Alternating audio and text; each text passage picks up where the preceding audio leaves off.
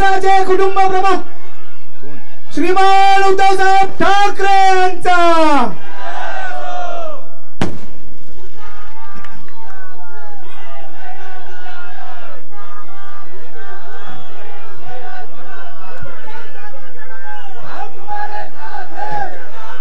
अरे बोलू द्या ना.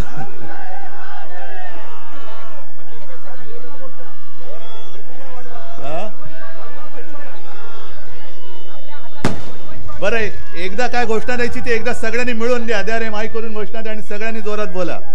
दे घोषणा. पुढे हिंदुदय सम्राट सरसेनापती श्रीमान बाळासाहेब ठाकरे यांचा भवानी हर हर उद्धव साहेब आगे बढ़ो. ठीक आहे. जमलेल्या माझ्या तमाम हिंदू बांधवांनो, भगिनींनो आणि मातांनो,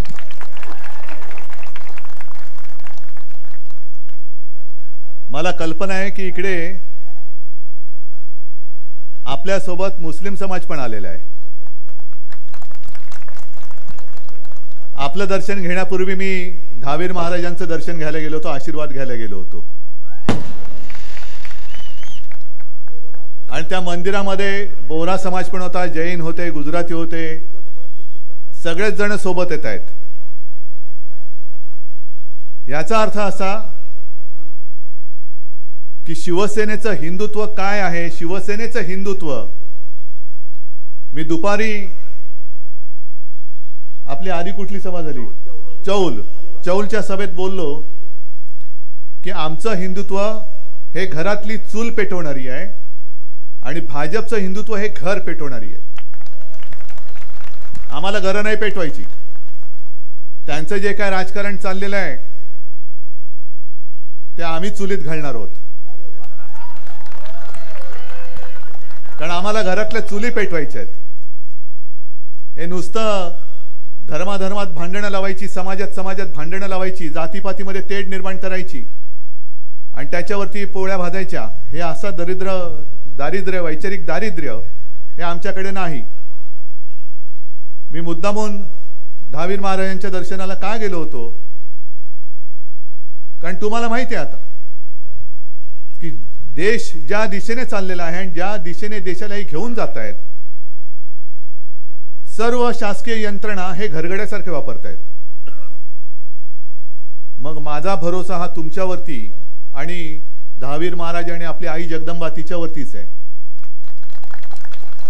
आणि मला खात्री आहे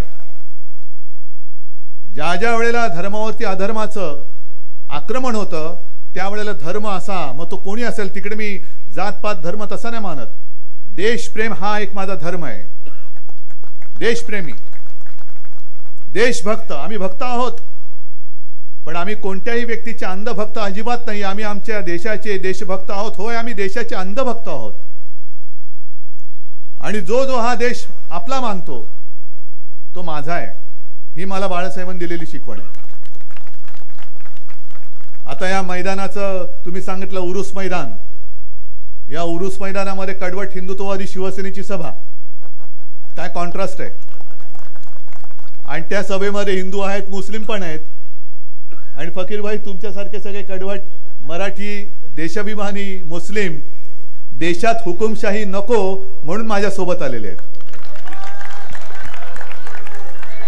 मला ही लढाई माझ्यासाठी लढत नाहीये. माझ्यासाठी लढाई लढतच नाही, मी तुमच्यासाठी लढतोय. मगाशी तरी गीते साहेब तुम्ही एक मगाचं वाक्य राहिलं कोणतं, त्यांनी 2 सभेमध्ये सांगितले की पुन्हा उद्धवजी ठाकरे मुख्यमंत्री होणारच. थांबा थांबा थांबा थांबा, माझं ते स्वप्न नाहीये. मी त्याही वेळेला माझं हे स्वप्न नव्हतं आणि आत्ताही नाही. माझी तळमळ जी आहे, जे मला दिसतंय ते मी बोलतोय.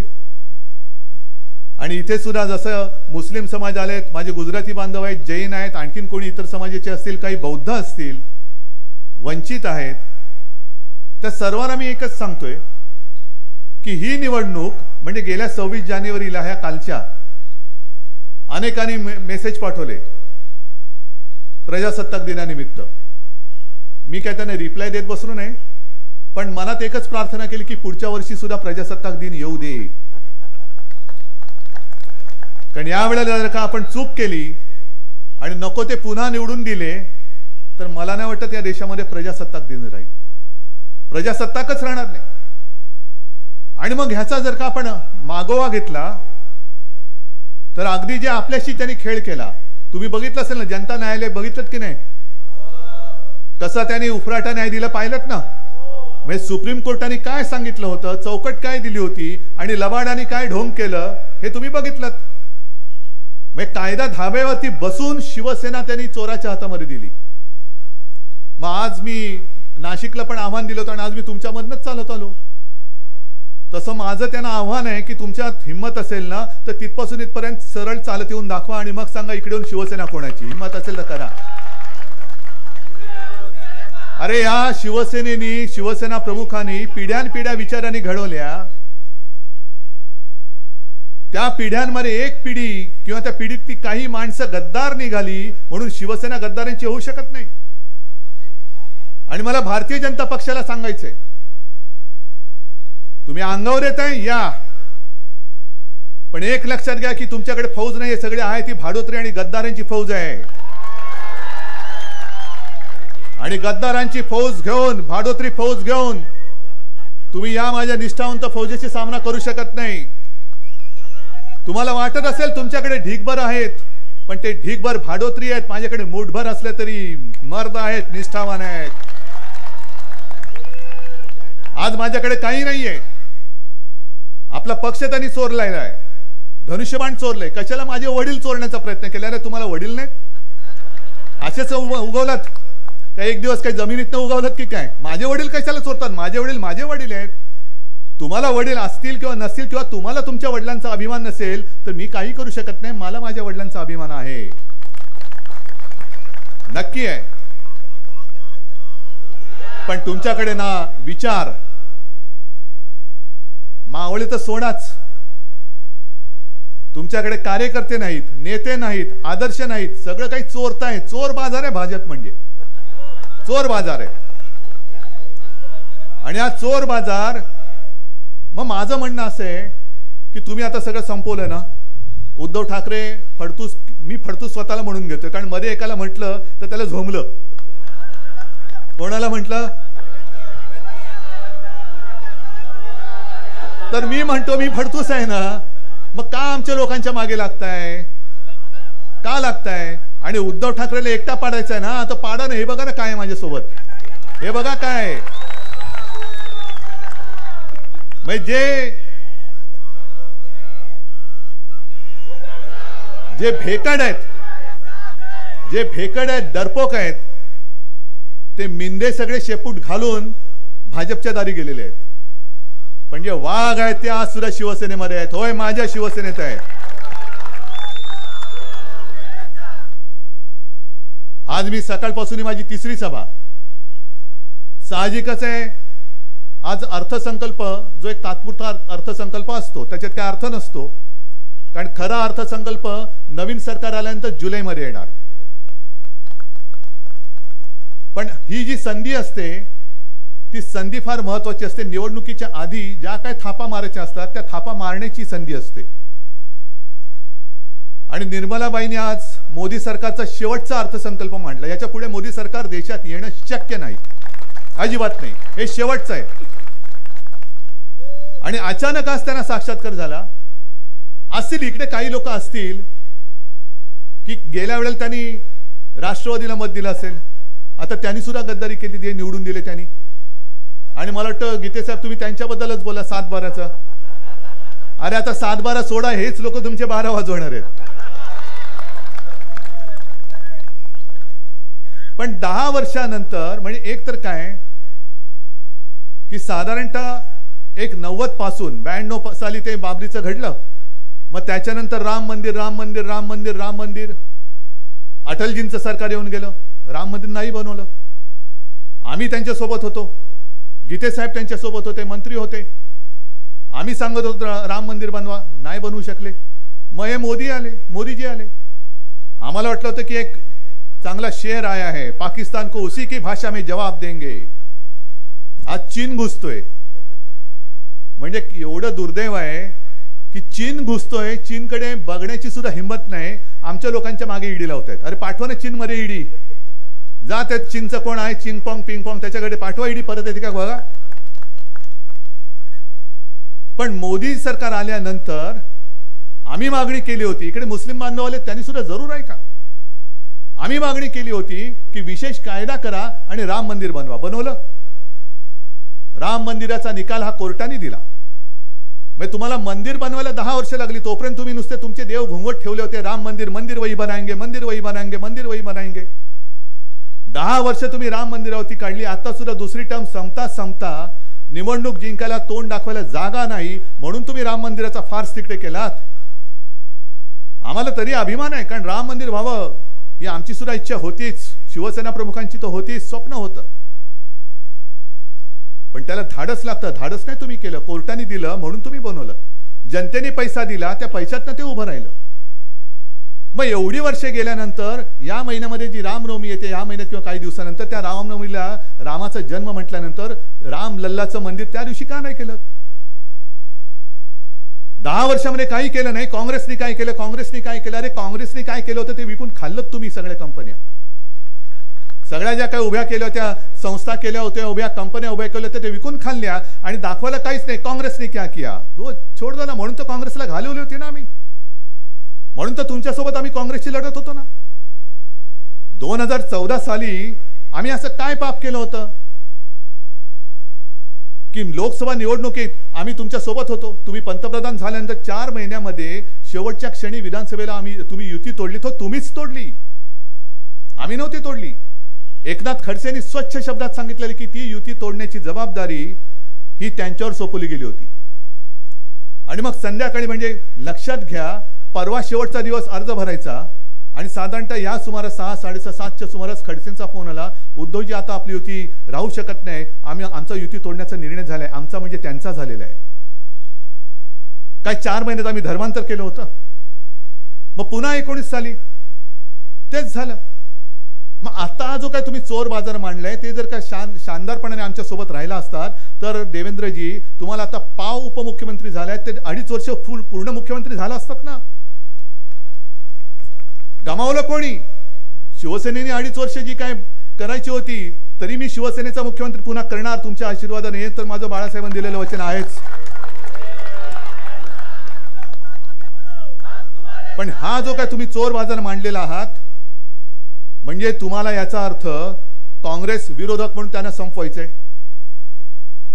तुमच्या सोबत जे मित्र राहिले, अगदी संकटाच्या काळामध्ये सुद्धा राहिले, ते हिंदुत्ववादी, कडवट हिंदुत्ववादी शिवसेना मित्रपक्ष तोही नकोय. मित्रपक्ष तर नकोच, पण तुम्हाला तुमच्या पक्षातले जे तुम्हाला वाटतात की हे चांगले नेते आहेत, त्यांची सुद्धा तुम्ही पंख कापून टाकलेत. म्हणजे वापरा आणि फेकून द्या. शिवराज सिंग चौहानना तिकडे त्यांचा चेहरा वापरला, लाडली बेटी वगैरे सगळं केलं, लाड करून घेतले स्वतःचे आणि त्यांना दिलं कचऱ्याच्या टोपलीत टाकून. तिकडे रमण सिंगने टाकलं, तिकडे वसुंधराने टाकलं, इकडे देवेंद्रने टाकले. म्हणजे वापरा आणि फेका, हे तुमचं हिंदुत्व. आमचं हिंदुत्व असं नाही जो संकटात सोबत राहतो. आज सुद्धा हे माझ्याकडे काही नसताना लढायला माझ्या सोबत आलेले आहेत. अरे लढाई जिंकल्यानंतर मी यांना कसा विसरू शकेन? लढाई जिंकल्यानंतर कसा विसरू शकेन? पण आज मोदी बाबा जे आपल्या महाराष्ट्राच्या वाऱ्या करतायत, आजपर्यंत तुम्हाला महाराष्ट्र या देशाच्या नकाशावर माहिती नव्हतं. निसर्ग वादळ इकडे आलं होतं, त्योक्ते वादळ आलं होतं, मी मुख्यमंत्री होतो. अनेकदा केंद्राकडे सांगितलं होतं की आमचं महाराष्ट्राचं नुकसान झालं, काहीतरी मदत द्या. महाराष्ट्रामध्ये तेव्हा आले तर नाहीच, पण 1 कवडी त्यांनी दिली नव्हती महाराष्ट्रासाठी. 1 कवडी. गेले कुठे? वादळी गुजरातला गेलं नंतर, आणि मोदी सुद्धा गुजरातला गेले. सगळं काही ओरबाडून नेतात गुजरातला. गुजरातला सुखी समृद्ध करण्यासाठी आमची कोणाची ना नाहीये, अजिबात नाहीये. गुजरात करा, उत्तर प्रदेश करा, बिहार करा. उत्तर प्रदेशमध्ये जसं तुम्ही राम मंदिर बांधलं तसं आता कारखाने बांधा, तिकडे द्या. तिथल्या लोकांना तिथल्या तिथे रोजगार द्या. बिहारच्या लोकांना तिथल्या तिथे रोजगार द्या. पण गुजरात समृद्ध करताना माझ्या महाराष्ट्राचं वैभव तुम्ही ओरबाडता आहात. हे ओरबाडून आम्ही तुम्हाला देऊ देणार नाही, नेऊ देणार नाही, अजिबात नाही. आणि मग तुमच्या जबाबदारीची जाणीव तुम्हाला झाली पाहिजे. अब के बार 400 पार कशासाठी? महाराष्ट्र खतम करायला, महाराष्ट्र ओरबाडायला देणारात तुम्ही त्यांना मत परत निवडून देणारात. माझा संताप आहे तो व्यक्तीवरती नाहीये. माझा आणि नरेंद्र मोदीजींचं काही भांडण नाहीये. मी आज सुद्धा समोर आलो तर नरेंद्र भाईच म्हणेन त्यांना. पण तुम्ही माझ्या महाराष्ट्राच्या मुळावर आलेला आहात, ते मात्र शिवरायाचा महाराष्ट्र अजिबात सहन करणार नाही, करूच शकत नाही. बरं, कहर म्हणजे जेव्हा अयोध्येचं राम मंदिर तिकडे उभं राहिलं तेव्हा एक कोणतरी टोणगा, हल्ली काय झाले खूप टोणगे झालेले आहेत, मोदीजींची तुलना छत्रपती शिवाजी महाराजांबरोबर केली. अरे निर्बुद्ध माणसा, बिंडोक माणसा, महाराजांचं महत्व तुला कळले? महाराजांनी आम्हाला माता भगिनींचा आदर करायला शिकवलेलं आहे. मोदीजी एकदा तरी मणिपूरमध्ये गेलेत, तिथे जी काय महिलांची विटंबना झाली त्याच्याबद्दल एक चकार शब्द बोललेत. आपल्या मावळ्यांनी त्यांनी आदेश दिला होता की शेतकऱ्यांच्या भाजीच्या देठाला जरी हात लागला तरी याद राखा. आणि इकडे शेतकरी आत्महत्या करतायत. गेल्या वर्षी शेतकऱ्यांनी उत्तरेमध्ये आंदोलन केलं होतं, रस्त्यावरती बसले होते, थंडी वाऱ्यामध्ये काही शेतकरी तर मेले. कहर म्हणजे त्यांना अतिरेकी ठरवले होते. आणि अतिरेकी शेतकऱ्यांना अतिरेकी ठरवणारे शिवाजी महाराज होऊ शकतात? काय वाटेल ते बोलायचं. मग दया मला त्या माणसाची येते की बिंडोक माणसं किती असतात आणि परत ते लोकांना ज्ञान देत असतात. हे संपूर्ण म्हणजे सगळं दिसत असून सुद्धा आंधळेपणाचं ढोंग आणणारी माणसं आहेत. मणिपूरमध्ये गेलेले नाहीयेत, शेतकऱ्यांच्या आत्महत्या होत आहेत, महाराष्ट्रामध्ये आत्महत्या होत आहेत. अगदी गेल्या महिन्यात जानेवारीमध्ये अमरावतीत एका संत्रा उत्पादक शेतकऱ्यांनी आत्महत्या केली. तिथल्या गावकऱ्यांनी मग काय केलं, सगळे संत्री उत्पादक होते, त्यांनी त्याच्या दशक्रियेचं आमंत्रण मोदीजींनाच पाठवले. या दशक्रिया ह्याची, या तुम्ही इकडे. आणि मग ते जे काय धोरण ठरवणारे असतात त्या सगळ्या अधिकाऱ्यांना बोलवलं, त्या संबंधित मंत्र्यांना बोलवलं. अमुक अमुक वेळ या दिवशी या आत्महत्या केलेल्या शेतकऱ्याची दशक्रिया विधी होणार आहे, आपण कृपया यावं. ही इथपर्यंत पाळी आलेली महाराष्ट्राची. आणि आज तुम्हाला आठवतंय की आम्ही 4च जाती मानतो, महिला, गरीब, तरुण आणि शेतकरी. काय या 4 जाती काय आत्ता जन्माला आल्यात? महिला काय आत्ता जन्माला आल्यात? शेतकरी आत्ता जन्माला आलेत? 10 वर्ष तुम्हाला कळलं नाही. पण 10 वर्षानंतर आता निवडणूक आल्यानंतर आज तुम्हाला महिला आठवल्या, आज तुम्हाला शेतकरी आठवले, आज तुम्हाला तरुण आठवले, आज तुम्हाला गरीब आठवले. मग 10 वर्षामध्ये मला सांगा इकडे किती नवीन रोजगार आलेत? महिलांना किती उज्ज्वला योजना मिळाल्यात? गॅस सिलेंडर किती मिळालेत? नवीन काय आले तुमच्या गावामध्ये जे केंद्र सरकारने दिलं ते मला सांगा. पण आता यांना हे सगळे वर्ग आठवतात का? कारण निवडणुकीला तुमची मतं पाहिजेत. मी आज त्या निर्मलाबाईंचं खरंच अभिनंदन केलं, कारण त्यांनी मोदीजींच्या समोर एक जाणीव त्यांना करून दिली की तुम्ही जर ह्या वर्गाचा विचार नाही केला तर तुम्ही तुमच्या मित्राचे खिसे भरू शकत नाहीत. कोण मित्र? 10 वर्ष तुमच्याकडे बघितलं होतं? 10 वर्ष अजिबात बघितलं नाही.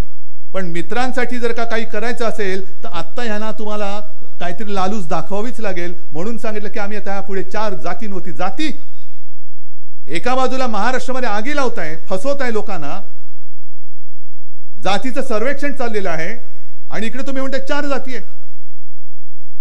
आम्ही जातीपाती मानत नाही, आम्ही माणसं मानतो. आम्ही माणसं आहोत आणि देशभक्त आहोत. मी मुख्यमंत्री होतो, मी कधी जातपात धर्म बघितलेला नव्हता आणि बघणार सुद्धा नाही. आणि म्हणून मी इथे जे मुस्लिम बांधव आहेत आणि हिंदू सुद्धा आहेतच त्यांना सांगतो की आपलं हिंदुत्व काय आहे. 2 औरंगजेबांची उदाहरणं मी नेहमी देतो. तुम्हाला माहिती असेल मी दसऱ्याच्या मेळाव्यात सुद्धा मागे दिलं होतं, मध्ये संभाजीनगरला सुद्धा दिलं होतं. एक औरंगजेब जो आपल्या स्वराज्यावरती चालून आला होता, तो आपला दुश्मन होता, तो खुलताबादला गाडला, तो आमचाच कोणी लागत नाही. पण दुसरा औरंगजेब जो काश्मीरमध्ये गनमॅन होता, त्याला अतिरेक्याने पळवून नेला, हाल हाल करून त्याला मारला. तो औरंगजेब होता, तो मुसलमान होता, तरी माझ्या देशासाठी लढला. जर मारणाऱ्याने त्याचा धर्म पाहिला नाही तर आम्ही कर्मदरिद्री त्याचा धर्म बघू? असेल मुसलमान, पण तो जो माझ्या देशासाठी त्यांनी आपला प्राणत्याग केला तो माझा भाऊ होता. हे आमचं हिंदुत्व आहे. हे आमचं हिंदुत्व आहे, स्वच्छ आहे. आज तुम्ही सगळेजण आलेला, तुम्ही सगळे येत आहे ते फक्त देशभक्त म्हणून सोबत यायची तयारी आहे. आपल्याला देश वाचवायचा आहे. हुकुमशाहीला आमचा विरोध आहे. हुकुमशाहीला तुम्हाला सुद्धा विरोध करावा लागेल. ही लढाई नुसती गद्दारांना तर गाडावंच लागेल हो, त्याच्यात काही चिंता, मला दुसरं काही म्हणायचंच नाहीये. कारण रायगड म्हटल्यानंतर गद्दारांना राजकारणात सुद्धा टकमकटोक दाखवावंच लागेल, टकमकटोक दाखवावंच लागेल तुम्हाला. पण आता पहिला महत्वाचा प्रश्न, त्यांना उमेदवारी मिळणार आहे की नाही. कारण गेल्या 15-20 दिवसापूर्वी मोदी बाबा कुठे आले होते, त्यांनी घराणेशाहीवरती टीका केली होती. घराणेशाही घराणेशाही घराणेशाही. चला, मी आहे घराणेशाहीचा वारसा घेऊन पुढे चाललेलो आहे. बोला, काय पुढे बोलताय. नाही, तो आरामात झोपलेलाच आहे. मी घराणेशाहीचा वारसा घेऊन पुढे चाललेलो आणि ही माझी वडिलोपार्जित संपत्ती आहे. काय बोलायचंय तुम्हाला. पण घराणेशाहीला विरोध करताना इकडे तर गद्दार घराणेशाही आहे, गद्दारांची घराणेशाही आहे. मग मोदीजी, तुम्ही तटकरे पिता आणि म्हणजे पुत्र नाही, दोन्ही, हा, पुत्र मुली आणि त्यांचा पिता, भाऊ म्हणजे मुलं पुत्र मुली, कोणाला उमेदवारी देणार की देणार नाही सांगा. सांगणार आहात तुम्ही. Get out. घराण्याशाही मी इकडे एक तुमच्या घरातल्या एकाला सुद्धा तिकीट देणार नाही किंवा एकालाच तिकीट देईन. पण मला जे काय कानावर आलं की आपले तटकरे साहेब आधीच त्यांची आता चळाचळ कापले, उमेदवारी मिळेल की नाही, मिळाली तर निवडून येणार नाही याची खात्रीच आहे, म्हणून ते राज्यसभेवरती जायच्या मागे, राज्यसभेवरती जायच्या मागे. आणि संपूर्ण कारभार म्हणून मी ज्या 1-2 बातम्या घेऊन आलेलो आहे, ते 2 बातम्या दाखवून मी मुद्दाम बातम्या दाखवतो तुम्हाला.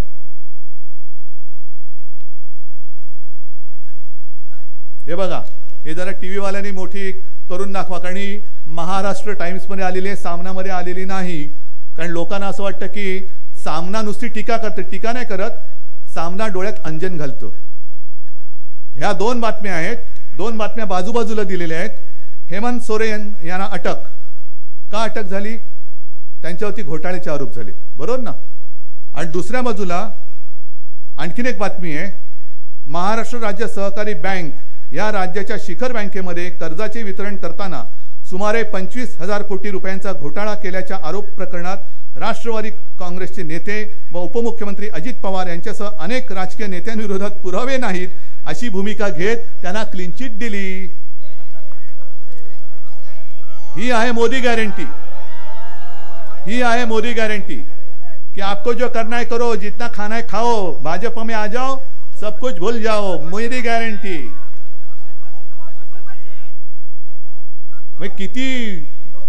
किती उघड उघडपणाने हा सगळा कारभार चाललेला आहे आणि आम्ही नुसतं बघत बसायचं. आज हेमंत सोरेन त्यांच्याबरोबर गेले असते, नितीश कुमार सारखे, तर हेमंत सोरेनला अटक केली असती नसती केली. पण हेमंत सोरेन लढाईला उभे राहिले म्हणून तुम्ही त्यांना तुरुंगात टाकता. नितीश कुमार तुमच्या सोबत आले म्हणून तुम्ही त्यांना घेतलं, पण त्याच दिवशी लालू प्रसाद आणि त्याच्या पोरानं सुद्धा ईडीने बोलवलं होतं आणि ते तुमच्या सोबत आले तर त्यांना पण सोडून द्याल. हे एवढ्यावरच थांबत नाहीये. मुंबई महापालिकेमध्ये सुद्धा निधी वाटपाचा जो घोटाळा केलेला आहे, ती सुद्धा बातमी आजच्या लोकसत्तेत आलेली आहे. विरोधी आमदारांबाबत दुजाभाव. एक तर मला आता माहिती घ्यायची की आजपर्यंत कधीतरी मुंबई महापालिकेने आमदार निधीसाठी पैसे दिले होते का. पण याच्यामध्ये जी काही नावं आलेली आहेत त्याच्यात निधी लाभार्थी सत्ताधारी मंगल प्रभात लोढा, बरोबर आहे, यांना 30 कोटींच्या निधीची मागणी 28 जूनला 24 कोटी मंजूर भाजपचे. मिहीर कोटेचा भाजप मुलुंड 26 कोटींचा निधी तातडीने देण्याचा निर्देश. कोटेचा यांना 80% निधी मंजूर. दुसरे ते भातकळकर, त्यांना सुद्धा तसंच. त्याच्यानंतर ते गोळीबार फेम माहिती आहेत ना तुम्हाला. गद्दार तर आहेच, बरोबर आहे, त्या गद्दार म्हणून मी नावच नाही घेत. त्यांना सुद्धा 28 कोटी महापालिकेकडून मंजूर. आणि दुसरं म्हणजे ज्या लबाडाने आपल्या विरुद्ध निर्णय दिला होता शिवसेना कोणाची, त्या लबाडाला सुद्धा ज्या दिवशी पत्र दिलं ना त्याच दिवशी दुसरे गद्दार जे मंत्री आहेत केसरकर, त्यांनी 28 कोटी रुपये मंजूर केले ज्या दिवशी पत्र आलं त्याच दिवशी. आणि मग नंतर रवींद्र वायकर, अजय चौधरी बसले तिकडे, वर्षा गायकवाड, रईस शेख यांना पत्र देऊन सुद्धा अजून एक पैसा मिळालेला नाही. अजय मिळालाय यांना एक पैसा नाही मिळाला तर ते शिवसेनेत आहेत. हे त्यांचं कौतुक. निष्ठावंत. पण हा उघड उघड निधी वाटप घोटाळा आहे. म्हणजे आमदार तुमच्याकडे आले की तुम्ही त्याला भरभरून निधी देता आणि तो मुंबई महापालिकेचा का राज्य सरकारकडे पैसे नाहीयेत. 50 खोके तुम्ही दिले म्हणता, मग हे खोके त्यातनं काय नाही दिले. माझ्या महापालिकेचा पैसा तुम्ही त्यांच्या उरावरती का घालता आणि ते सुद्धा केवळ आणि केवळ तुमच्याकडे आले म्हणून तुम्ही त्यांना पैसे दिलेत. ही माझी माहिती नाही, वृत्तपत्रात आलेली माहिती आहे, बातमी आहे. आणि हा निधी वाटप घोटाळा आहे. कुठे गेले पैसे, कोणाचे पैसे. सगळी कामं त्याच्यामध्ये सुद्धा त्यांनी काही टक्केवारी काढली असेल कारण ती एकदा चटक लागल्यानंतर पुढे काय करणार. जाहिराती चालल्यात, मोठमोठ्या जाहिराती येतात ना तुमच्याकडे सुद्धा. माझ्या तर कानावर असं आलं की छोटा जरी प्रकल्प असला तरी त्याच्यात पंतप्रधानांचा फोटो टाकलाच पाहिजे, हे आदेश वरून आलेले आहेत. आणि एवढंच नाही, हे माझ्या कानावर आलंय, कन्फर्म नाही असेल कोणाला माहिती तर मला द्यावी. पत्रकारांना विनंती करतो की जाहिरात एजन्सीच्या माध्यमातून जाहिरात देणारे कमिशन काढतायत. मग हा सगळा तुमचा करदात्यांचा पैसा असे लुटतायत आणि पुन्हा तुमच्या गावागावामध्ये होर्डिंग लावून तुमचे भाग्य विधाते म्हणून तुमच्या समोर मिरवतायत. चालते तुम्हाला. आज मला इकडे सांगा, शेतकरी काही आले असतील. बरं, जेव्हा वादळ इकडे आलं होतं, आपत्ती आल्यानंतर जी आपल्या सरकारने मदत केली होती ती मिळाली होती की नव्हती. मी अगदी इकडे सुद्धा आलो होतो, अलिबागला आलो होतो, त्याच्यानंतर दुसऱ्या टोकतेच्या वेळेला सिंधुदुर्गात सुद्धा गेलो होतो. जे करता येणं शक्य असेल तिकडे जात पात धर्म न बघता केलं होतं. करोनामध्ये सुद्धा माझी वागणूक मी तीच ठेवली होती.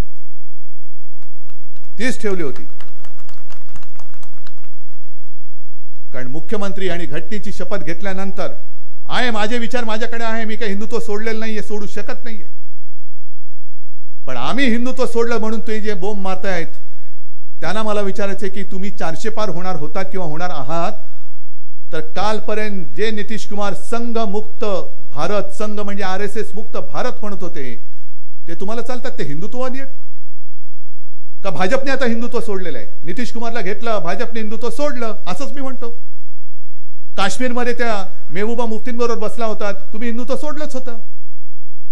बरं, ते तर जाऊनच द्या. मी नाशिकच्या अधिवेशनात सांगितलं की 1940च्या सुमारामध्ये जनसंघ 52 साली आला, पण जनसंघाचे जे एक संस्थापक होते श्यामाप्रसाद मुखर्जी यांनी स्वातंत्र्य लढ्यात उतरलेली काँग्रेस नको म्हणून त्यावेळेच्या मुस्लिम लीगला बरोबर घेऊन सरकार स्थापन केलं होतं. आणि तुम्ही आम्हाला हिंदुत्वाचे पाठ देणार. या सगळ्या गोष्टी आहेत, हे जरा डोळे उघडून बघा कुठे चाललोत आपण. आम्ही ज्या काही योजना सुरू केल्या होत्या, 10 रुपयामध्ये शिवभोजन मिळते की नाही मिळत आता मला माहिती नाही. मिळते का कुठे? चालू आहे ना? शाबास, नाव बदललेलं नाही ना. हा, नशीब तेवढं. शिवभोजन दिलं होतं. त्याच्यानंतर यांनी एक योजना जाहीर केली होती की 5 लाख रुपयापर्यंत मोफत उपचार. कुठे कुठे मिळत आहेत? महाराष्ट्रात कुठे मिळाले? 2014 साली मोदीजींनी जाहीर केलं होतं की देशामध्ये 100 नव्या स्मार्ट सिटी उभ्या करणार. दाखवा मला 100 स्मार्ट सिटी कुठे मिळाल्यात. 2 कोटी लोकांना रोजगार देणार. किती लोकांना रोजगार दिले दाखवा. पीक विमा, मी जे आता तुम्हाला सांगितलं, अवकाळीची मदत नाही. काय आपला भाग थोडा वेगळा, विदर्भ वेगळा आहे, मराठवाडा वेगळा आहे, उत्तर महाराष्ट्र, कोकण वेगळा, प्रत्येकाचं जे पिकाचं जे काय आहे ते वेगळं वेगळं आहे. पण आज मराठवाडा होरपळतोय, विदर्भ होरपळतोय, कसली मदत नाही, काही नाही, निसर्गाची साथ नाही, सोबत नाही. आणि हे आता निवडणुकीचे वारे यांच्या डोक्यामध्ये घुसलेले. जय श्रीराम. आम्ही पण म्हणतो जय श्रीराम, जय भवानी, जय शिवाजी. पण नुसता आमचा जय श्रीराम नाही, आमचा भाजप मुक्त जय श्रीराम आहे. भाजप मुक्त जय श्रीराम. कारण ज्या वेळेला अयोध्येमध्ये मंदिर होत होतं, मी नाशिकला काळाराम मंदिरात गेलो होतो. का गेलो होतो माहिती तुम्हाला? जसा इकडे महाडचा एक 14 तळ्याचा सत्याग्रह डॉक्टर बाबासाहेब आंबेडकरांनी केला होता, तसाच एक सत्याग्रह त्यावेळेला काळाराम मंदिरामध्ये केला होता. कारण तेव्हा काही प्रवृत्ती अशा होत्या की नाही, ह्या मंदिरामध्ये तुम्ही यायचंच नाही, हे मंदिर आमचंच आहे. आणि तेव्हा बाबासाहेबांनी एक आंदोलन केलं होतं की नाही, हा राम सगळ्यांचा आहे, जसा तुमचा आहे तसा माझा सुद्धा आहे, माझा सुद्धा हक्क आहे, मला सुद्धा त्या रामाचं दर्शन घेण्याचा अधिकार आहे. आणि म्हणून त्यांनी आंदोलन करून राम मंदिरात प्रवेश केला होता. तसंच श्रीराम सगळ्यांचा आहे. पण श्रीराम श्रीराम करताना हृदयात राम आणि हाताला काम, हे आमचं हिंदुत्व आहे. हे आमचं हिंदुत्व आहे. आणि म्हणून मी निर्मला सीतारामन यांना धन्यवाद दिले की त्यांना आता तरी एक जाणीव झाली की या देशामध्ये मोठ्या प्रमाणामध्ये जनता सुद्धा आहे आणि या जनतेला आता जागं व्हायचंय की गेल्या 10 वर्षाचा अनुभव तुमच्या गाठीशी आहे. जर चांगला आला असेल द्या मत, माझी काही हरकत नाहीये. पण इकडे जर कोणी काही भाजपवाले आले असतील, RSS वाले आले असतील, अगदी भाजपप्रेमी आले असतील किंवा या चॅनलवरनं ते बघत असतील, त्यांना मला हेच सांगायचं, धोक्याची घंटा त्यांच्यासाठी सुद्धा आहे. अरे तुम्ही राबलात. या 2 वर्षात RSS ला आता 100 वर्ष होतील. 100 वर्ष तुम्ही तुमच्या किती पिढ्या हे दिवस बघण्यासाठी घालवल्या. एक स्वप्नव्रत वाटणारं दृश्य सत्यामध्ये तुम्ही उतरवलं. मेहनत तुमची आहे, आम्ही सुद्धा सोबत होतोच. पण आता ज्या दिशेने यांची वाटचाल सुरू आहे, आता त्यांनी विचार करायला पाहिजे की देशाची पुढची पिढी, त्याच्यामध्ये त्यांची सुद्धा पुढची पिढी आली, ती स्वातंत्र्यात जगायला पाहिजे का हुकुमशहाच्या भीतीखाली, दहशतीखाली जगायला पाहिजे, हे भाजपने सुद्धा विचार करण्याची वेळ आलेली आहे. आज ज्या पद्धतीने तुरुंगात टाकले जात आहे, भाजपात आहे नाही तर तुरुंगात जा, हे असंच त्यावेळेला इंग्रजांचं होतं, तोडा फोडा आणि राज्य करा. पण तरी देखील काही क्रांतीच्या ठिणग्या पेटल्याच, एक उठाव झालाच आणि इंग्रजांना सुद्धा जावं लागलं होतं. तो लढा अजूनही त्यांचेच वंशज असलेली जनता विसरलेली नाही. जे जे स्वातंत्र्य लढ्यात उतरले होते त्यांचेच वंशज आज सुद्धा देशात आहेत. भले आम्ही त्यावेळेला स्वातंत्र्य लढ्यात नव्हतो, पण याचा अर्थ असा नाही की आम्ही स्वातंत्र्य लढ्यात नव्हतो म्हणून आमच्या डोळ्यारेखात कोणी आमचं स्वातंत्र्य गजाड टाकावं, अजिबात नाही. आम्ही स्वातंत्र्य गजाड टाकणाऱ्याला गजाड टाकणारे आम्ही माणसं आहोत. आज हा लढा मी तुम्हाला सांगितलं तसं हा माझ्या एकट्याचा नाहीये, हा देशाचा म्हणजे आपल्या संविधानाचा आहे, देशाचा आहे, देशाचा म्हणजे तुमचा आहे. लढाईला हिम्मत लागते, लढाईमध्ये रणांगणात मर्द उतरतो. तुम्ही काय करणार आहात? मी नाशिकला जे बोललो होतो, माझ्या आजोबांनी शिवाजी पार्कच्या भाषणात अगदी सुरुवातीला मला आठवतंय ते वाक्य, त्यांनी एक वाक्य उच्चारलं होतं, शांती ही मुडद्याची असते आणि क्रांती ही मर्दाची असते. आज आपल्याला ठरवायचं आपण मुडदे आहोत का मर्द आहोत. येतील मागे लागतील. अजूनही मला आज सुद्धा कोणतरी कळलं गेले, माझं म्हणणे आज सुद्धा जे जे भेकड असतील नका थांबू इकडे, भेकडांना इकडे शिवसेनेत स्थान नाही, जा तिकडे शेपूट घालून तिकडे जा. महाराष्ट्र ओरबडतायत तुमच्या समोर, भेकडांनो बघत बसा, शेपूट हलवत बसा. आम्हाला ते जमू शकत नाही, कारण आम्ही तुमच्यासारखे भेकडासारखे राहिलो तर आम्हाला छत्रपती शिवाजी महाराज की जय बोलण्याचा अधिकार राहणार नाही, जय भवानी जय शिवाजी बोलण्याचा अधिकार राहणार नाही. आणि भगवा एकच, हाच भगवा. या भारतीय जनता पक्षाने या भगव्याला छेद देण्याचा प्रयत्न केला, या भगव्यामध्ये भेद करण्याचा प्रयत्न केला. ही अशी नतद्रष्ट राजकारणी महाराष्ट्राच्या मातीमध्ये आपल्याला गाडावीच लागतील. ना आदेश म्हणजे हाच, यांना या मातीमध्ये राजकारणामध्ये गाडायचाच. अरे महाराजांच्या बरोबरीने मोदींची तुलना होते. आपल्या भगव्यामध्ये ते भेद करतायत, हिंदुत्वामध्ये छेद करतायत, जातीपातीमध्ये मारामाऱ्या लावतायत आणि आपण भेकड्यासारखे बघत बसणार. निदान ह्या रायगड, जिथे या जिल्ह्याचं नाव त्या रायगडावरनं दिले गेलं, त्या रायगड मधल्या तरी लोकांनी सहन करता कामा नये. समोर कोणी उभा असेल, माझं तर म्हणणं आहे त्या भेकडांना तुमच्यातला सर्वोत्तम उमेदवार रायगडमध्ये द्या, त्याला 4 मुंड्या चित केल्याशिवाय मी राहणार नाही. टाका कोणीतरी. तटकरे आमच्या समोर उमेदवार होऊ शकत नाही, आणखीन कोणतरी बाहेरून राहण्याचा ताणा. आणि तरा इकडे उभा, बघा कसा आम्ही त्याच्या पाठीला माती लावतो, ती रायगडाची मातीच लावतो त्याच्या पाठीला. पण हे काम तुम्हाला धाडसाने करावं लागेल. ज्या पद्धतीने त्यांचे प्रचार सुरू झालेले आहेत, मध्ये आपण सर्व देशभक्त पक्षांची एक आघाडी केली आहेच, ती इंडिया आघाडी. त्यावेळेला मोदीजींनी थट्टा केली होती, इंडिया भारत भारत इंडिया. ठीक आहे ना, पण आता ती काय त्यांचे रथ फिरतायत त्याच्यावरती भारत सरकार नाहीये, मोदी सरकार आहे. म्हणजे आता तुम्हाला भारत पण काढलात तुम्ही, मग देशाचं नाव बदलणार आहात उद्या तुम्ही. तरी बरं आहे महाराष्ट्रामध्ये ठिकठिकाणी गावोगावी माता भगिनी आणि बांधवच अडवतायत आणि त्यांना विचारतात की मोदी सरकार आहे की भारत सरकार, कोणाच्या योजना आहेत. तुमच्या योजना आमच्या गावात आलेल्याच नाहीत आणि तुम्ही सुद्धा तेच करायला पाहिजे. तुमच्या गावात खरंच योजना आल्या असतील जरूर त्यांना मत द्या. पण 10 वर्ष फसवणुकीला होऊन सुद्धा पुन्हा आपण फसवले जाणार असू तर मग मला वाटतं की आपल्याला छत्रपती शिवाजी महाराज सुद्धा वाचवू शकणार नाहीत. अजिबात नाही. आणि म्हणून शेवटी एवढंच सांगतो, जर हा महाराष्ट्र त्याही वेळेला लढला, आजही पुन्हा सांगतोय, महाराष्ट्र लढणार आणि देश जिंकणार. लढणार महाराष्ट्र लढेल. ज्या ज्या वेळेला देशावरती संकट आले त्या वेळेला महाराष्ट्राने देशाला साथ दिलेली आहे आणि देशाला वाचवलेलं आहे. आणि तेच काम आज आपल्याला पुन्हा करण्याची वेळ आली असेल तर तुम्हाला सुद्धा रायगडाची शपथ घेऊन उभं राहावं लागेल की कोण माझ्या या देशावरती चाल करून येतो, घरातला असला तरी त्याला आम्ही जागेवरच ठेवणार नाही. ही शपथ आणि प्रतिज्ञा घेतली तर आणि तरच आपण आणि आपला देश वाचेल. नाहीतर मग सगळं काही हुकुमशहा आणि हुकुमशहाकडेच जाईल. नाही, अंगार तुम्ही आहात. सर्वसामान्य जनता हीच अंगार असते. आम्हाला असं वाटतं आम्ही खूप काही करतो, आम्ही कोणी नसतो. आज सुद्धा उद्धव ठाकरेच्या पाठी ते का लागतायत? कारण माझ्यासोबत तुम्ही आहात. तुम्ही माझे संरक्षक कवच आहात. आज सुद्धा तुम्ही माझ्या लोकांच्या मागे लागतात. अरे माझा पक्ष फोडला, तुम्ही पक्ष चोरला, निशाणी चोरलीत, तरी देखील माझ्या माणसांच्या मागे लागता. घरोघरी जाता आणि ईडीच्या धडी घालताय.